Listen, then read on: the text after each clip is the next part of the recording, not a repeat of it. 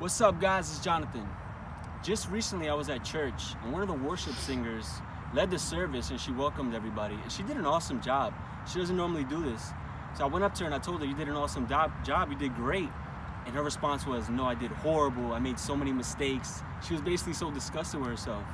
And then another girl came in and she said, "You did an awesome job." And I said, "See, you did great." And I was trying to explain to them that isn't it funny how we can always say to somebody, "You did a great job, you did an awesome job." But when it comes to ourselves and our performance, we're so critical of ourselves. We're always critiquing ourselves. We're always judging ourselves. And then my friend came up and he said, "Why do you think that is?" He said, is it because of social media? Is it because we're constantly comparing ourselves?" I said, "Yeah, it's because of that, because the older generation, they never had to deal with that. They don't have the media outlets that we have. They're not constantly looking on social media, looking at what somebody's driving, what somebody's wearing. But we have that, we deal with that every day. But I also told them that it stems from insecurity and ego. It's our insecurity to feel that we're not good enough, we're inadequate, that we can't perform at a certain level. And it's ego that makes us feel like we can never be enough. David Meltzer, who's an entrepreneur and influencer, he talks about how our ego, we have the need to be offended, and we have the need to be inferior. We're constantly looking for the wrong things. We're constantly looking to be disappointed. We're constantly looking to live in fear instead of being proud of ourselves, being proud of our performance, being proud of who we are. So my friend goes, "Okay, we know the problem. What's the solution?" And I told him the solution basically is, it's our journey. It's our process. It's the fact that we've come so far. You see, when we're constantly comparing ourselves, we're miserable, we're unhappy, we feel like we don't have much. But when we look at our journey, when we look at where we've come from, how far, who we were before and who we are now, that's when you're able to enjoy your process. That's when you're able to look at yourself in the mirror and say, "I'm proud of myself."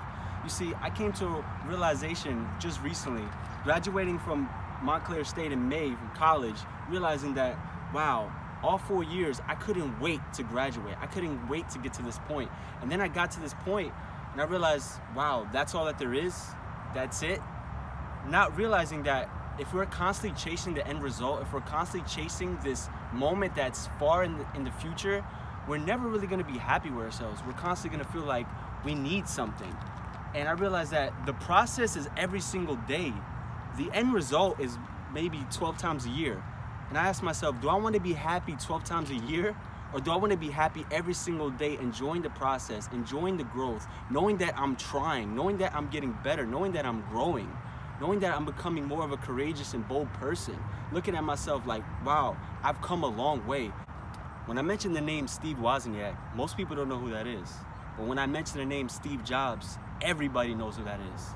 In his book, The Third Door, Alex Banayan talks about how Steve Jobs basically asked Steve Wozniak what position that he want for the company. And Steve Wozniak thought about, I don't like managing people. I don't like having this leadership role. I'd rather stay to the back. So Steve Jobs made him an engineer. And what Alex Banayan learned by interviewing Steve Wozniak is that success is what makes you happy. Success is what brings you joy. Success is not comparing yourself to other people, thinking that you need to be this entrepreneur, thinking that you need to be a millionaire. It's what brings you joy. It's following your passion. So it taught him a lesson that you shouldn't be comparing your lives to other people, because you don't necessarily want what that person wants. What that person wants is completely different from what you want. And that's how it should be. You should follow your passions. You should follow what you want to pursue and not chase every single thing that everybody else has. That's how you get out of comparing yourself. That's how you stop being so insecure. That's how you're able to follow your vision and what God has set forth in your life. When it comes to insecurity, most of us never really ask ourselves, why am I insecure? Why do I feel inferior? Why do I doubt myself so much? And when we really get down to it, we start to realize that, wow, I only believe this because of how my mom and dad treated me. Or wow, I only believe that I'm dumb because a teacher when I was in 2nd grade told me that I'm not smart, that I don't have what it takes. We start believing all these things, never really digging into these beliefs, never really going back to our past and our childhood. We just let these things stay in our mind. And what really changed for me is realizing that, wow, a lot of opinions that I have, they're not even my opinions. They're opinions that people have put on me. They're opinions of people that I don't really admire. They're just people that have said things to me, and I took that in, taking that for the truth when it's not the truth. It was their truth, it's not my truth. So I think in our lives, we have to realize that it's not about what people say. It's not about what success is to other people. It's what we enjoy. It's what we love. Like being like Steve Wozniak and just saying, you know what, I'm happy to be me. I'm happy with the life that I have. I don't need to be a CEO. I don't need to be this top entrepreneur. I don't need to be this famous musician or this actor. I just need to be myself. So in realizing that, you start to realize that, wow, I don't need to be so insecure. That, wow, I don't need to listen to other people. I just need to follow the path that God has led for me. I just need to be me, enjoy myself.